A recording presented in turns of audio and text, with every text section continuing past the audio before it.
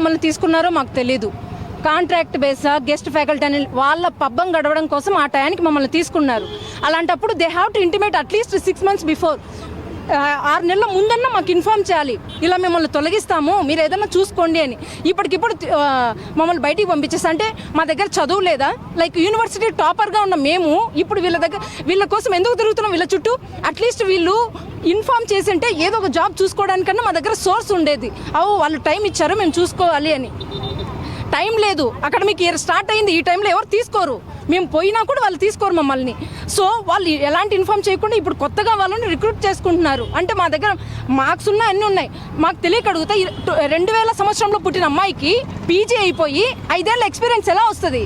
కానీ అక్కడ జరుగుతుంది అంటే లోపల ఫ్రాడ్ జరుగుతుందో లేకుంటే మనీ జరుగుతుందో ఇన్ఫ్లుయెన్స్ జరుగుతుందో మాకు ఎలా తెలుస్తుంది?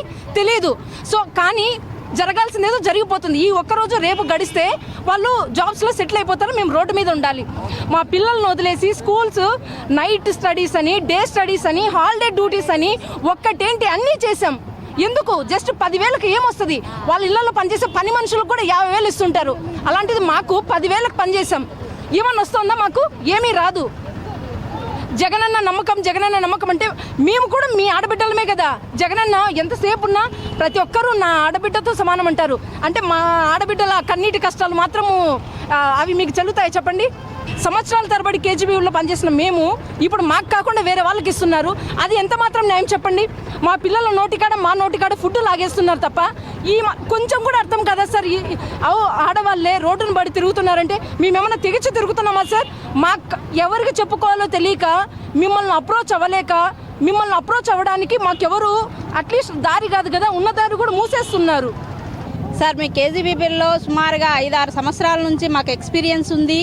ప్లస్ మేము ఎన్నో డే అండ్ నైట్ కష్టపడి డ్యూటీలు చేసి అన్నీ చేసినాము. కానీ ఇప్పుడు మాకు పేరు తీయకుండా ఇప్పుడు వచ్చిన మెరిట్ లిస్టులలో మా స్టూడెంట్ ఇప్పుడు మాకు పోటీ వస్తున్నారు. మేము 1990లో మా 10th డిగ్రీ ఇంటర్ అవి అయిపోయినాయి. అప్పుడున్న మెరిట్ ర్యాంక్ ప్రకారం ఇప్పుడున్న మార్క్ లిస్ట్ ర్యాంక్ ప్రకారం మేము ఎక్కడో ఉన్నాం. మా వయసు అయిపోతుంది కానీ మాకున్న చిన్న పిల్లలు, మేము చదువు చెప్పిన పిల్లలు మాకు పోటీతో వస్తున్నారు. మాకు న్యాయం జరగాల. మా గెస్ట్ ఫ్యాకల్టీ తీసుకున్నారు. కేజీబీబీలలో ఎంతోమంది ఎన్నో డిస్టిక్ల్లో అందరం కానీ వర్క్ చేస్తున్నాం. కానీ మాకు అన్యాయం జరుగుతుంది. మాకు పోస్టులు ఇచ్చి మాకు పోస్ట్ భద్రత కల్పించి మాకు న్యాయం జరగాలని మేము కోరుకుంటున్నాం.